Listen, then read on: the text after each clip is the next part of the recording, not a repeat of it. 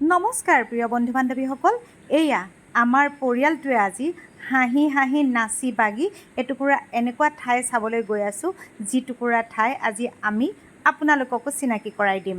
এয়া অসম পাৰ হৈ এতিয়া আমি নাগালেণ্ডত ভৰি দিছোঁ। মোৰ দৰে আপুনিও বাৰু সেউজীয়া প্ৰাকৃতিক পৰিৱেশ ভাল পায় নেকি? তেনেহ'লে আপোনালোকে ভিডিঅ'টো একেবাৰে শেষলৈকে চাব।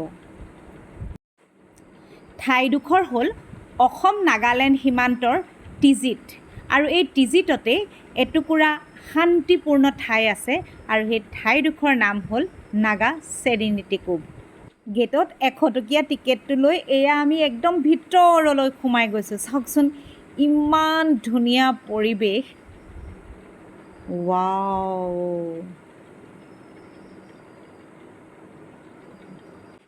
ৰিজৰ্টখনৰ ভিতৰত থকা খোৱা, চাইক্লিং, বুটিং, ছুইমিং সকলো ধৰণৰ সুবিধা আছে। আপোনালোকে দিনটোৰ বাবেও আহিব পাৰে আৰু ৰাতি থকাকৈও আহিব পাৰিব। আৰু এটা কথা, ইয়াৰ প্ৰাকৃতিক পৰিৱেশ ইমানেই মনোমোহা যে যিফালে মন যায় সেইফালে আপুনি ফটো তুলিব পাৰে। ৰিজৰ্টখনৰ ভিতৰটোতো ধুনীয়াই, লগতে প্ৰকৃতিৰ পৰিৱেশো ইমানেই ধুনীয়া, আপোনালোকে যিফালে মন যায় সেইফালে ফটো তুলিলেই ফটোবোৰ খুব ধুনীয়া উঠে। আমাৰ ল'ৰা ছোৱালীকেইটাইও কিন্তু কম ফটো তোলা নাই দেই, একদম ইটোৱে সিটোক সিটোৱে সিটোক পূৰা ফটো তুলিছে। আৰু মই বোলো তহঁতি ফটো তুলি থাকোঁতেই অলপমান আৰাম কৰি লওঁ, সেয়েহে মই গৈ পেলাই একদম আৰামী চকী এখনত বহি পূৰা আৰাম কৰি আছোঁ। মানে পাওঁতেই অকণমান জোলনা খেলি ল'লোঁ। এয়া পৰিৱেশটো সঁচাই খুব ধুনীয়া আৰু কিবা এটা ভাল লগা। আপোনালোকে গ'লে অন্ততঃ অকণমান সময় লৈ যাব, যাতে গোটেই দিনটো কটাব পাৰে।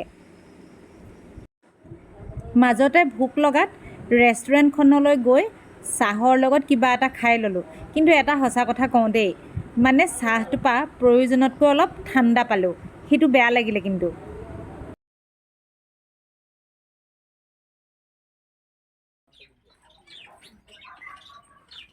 আশা কৰোঁ ভিডিঅ'টি চাই আপোনালোকে ভাল পালে, আৰু যদিহে ভাল পালে এটা লাইক কৰিব, মোৰ ভুল শুদ্ধবোৰ কমেণ্ট কৰি জনাই দিব, আৰু ভিডিঅ'টি শেষলৈকে চোৱাৰ বাবে আপোনালোক সকলোকে অশেষ ধন্যবাদ জনালোঁ।